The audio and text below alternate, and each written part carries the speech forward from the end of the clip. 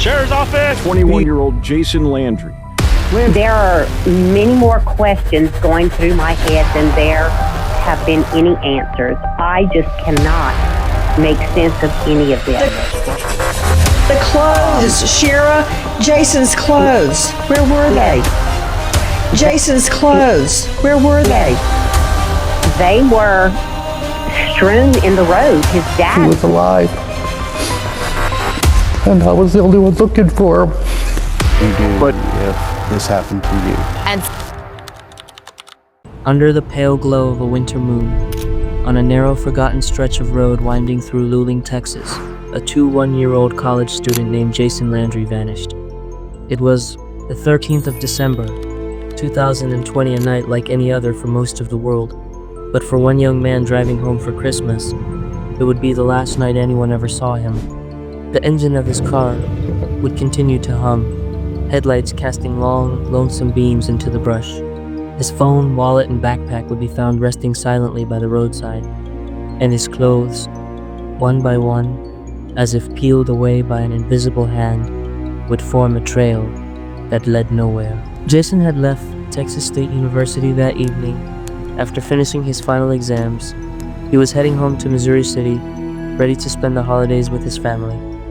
His route was familiar, a stretch of back roads and highways connecting San Marcos to Houston, but somewhere around 11:30 p.m., as he passed through a deserted junction on Salt Flat Road, a rugged rural path on the outskirts of Luling, he disappeared from the grid. The digital breadcrumbs were precise. Jason left his apartment around 10:55 p.m. He sent no texts, made no calls. His last digital activity was opening Snapchat at 11:24 p.m. Less than 10 minutes later, his car, a Nissan Altima, was found crashed against a tree off the side of Salt Flat Road. The damage was light, more of a slide than a collision. The lights were still on. The doors were unlocked. His phone was inside. His wallet, too, but Jason was nowhere to be found. Deputies arrived shortly after midnight. There was no sign of a struggle, no evidence of injury, no blood, no broken glass, just the vehicle quietly idling, as if waiting for someone to return. Within the next hour, a chilling discovery would deepen the mystery. Jason's backpack was found about 900 feet away, lying on the ground.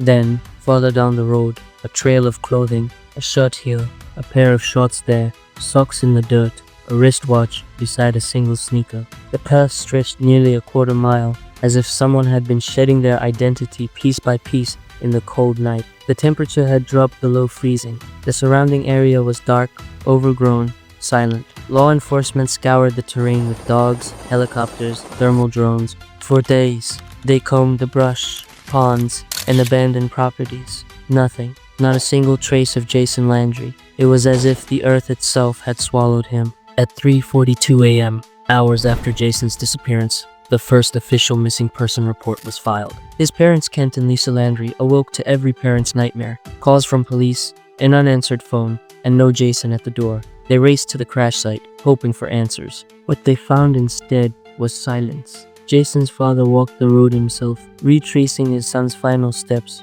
whispering his name into the wind. "Jason, if you can hear me, say something." But the dog gave nothing back. Lying on the road. It's hard to see. Those are two pairs of socks, shorts. It's underwear. I'm about, I don't know, 20 feet ahead. You couldn't really see him. This is his flip-flops. This is his t-shirt. You can see where at least this is where they went. I don't know, these are the track marks, and you can go down here and you can see where the car went off. You see the wheels and hit down here by this tree and fence. And Jason walked this way towards Luling or whoever. God, please be with him. This is where I found Jason's stuff. Right there, right where those rocks in the road are, about 30 feet. This is his toiletry bag for when he came home with his toothpaste and shaving cream, and that's his drink cup. and the car ran off the road right around this curve. You can see that where you go in, that's an oil field thing, and then right around that curve, about I don't know, 50 feet past that, you can see where it ran off the road. So this is, I don't think 200, I don't think it's maybe a football field, maybe a little bit more, where I found his clothes lying in the road. God be with him. Theories bloomed like wildflowers in the void. Had he wandered off in a state of confusion? Was he under the influence? Had he encountered someone on that desolate road? Some believed he'd suffered a head injury in the crash, removed his clothes due to hypothermia-induced disorientation, a phenomenon known as paradoxical undressing. Others whispered darker possibilities: abduction, foul play, human trafficking. But without evidence, they were just shadows on the wall. What made it worse was the order of the items found. Left the keys in there and it's all locked up. His phone was unlocked, still open to Snapchat. His wallet hadn't been taken. There was no sign of robbery. And his backpack, usually worn tightly across both shoulders, was left neatly on the ground, as if someone had placed it there. Not dropped it in a panic, but set it down with purpose. By sunrise, the small town of Luling was swarming with investigators. A command post was set up, search grids were established, cadaver dogs were brought in.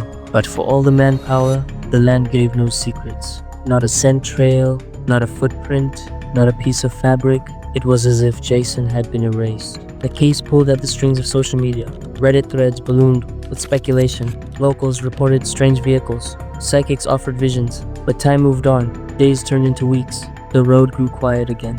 And Jason's name slipped from headlines into whispers. 1 year later, the 13th of December, 2021, a vigil was held at the crash site. Dozens gathered in the cold, candles in hand, watching the wind rustle through the grass. Jason's mother stood in silence, eyes on the road, still waiting for him to come home. "He was supposed to be here," she whispered. "He was just coming home." Behind closed doors, the Caldwell County Sheriff's Office continued to dig. So did private investigators hired by the Landry family. In 2022, the Texas Attorney General's Cold Case Unit joined the effort. We believe that Jason Landry is still somewhere here. He just hasn't been discovered yet. They reviewed drone footage, GPS data, traffic cameras, cell tower pings. They cross-checked every call, every ping, every anomaly, but the pieces refused to fit. And that's frustrating, right? Because it is, there's a lot of... Salt Flat Road itself became a character in the story. A lonely stretch of gravel and trees often used by drug traffickers and frequented by locals who knew how to disappear. It's the kind of place where sound doesn't travel, where phone signals die, where lights can be seen but not traced. A place where time folds in on itself. One investigator noted that Jason had missed a turn just minutes before the crash. Had he been distracted, or was he being followed? His final movements remained frustratingly normal. No erratic driving, no signs of panic. Just a young man headed home. Until he wasn't. 2 years passed, then 3. The Landry family Answers, and we'll know the truth.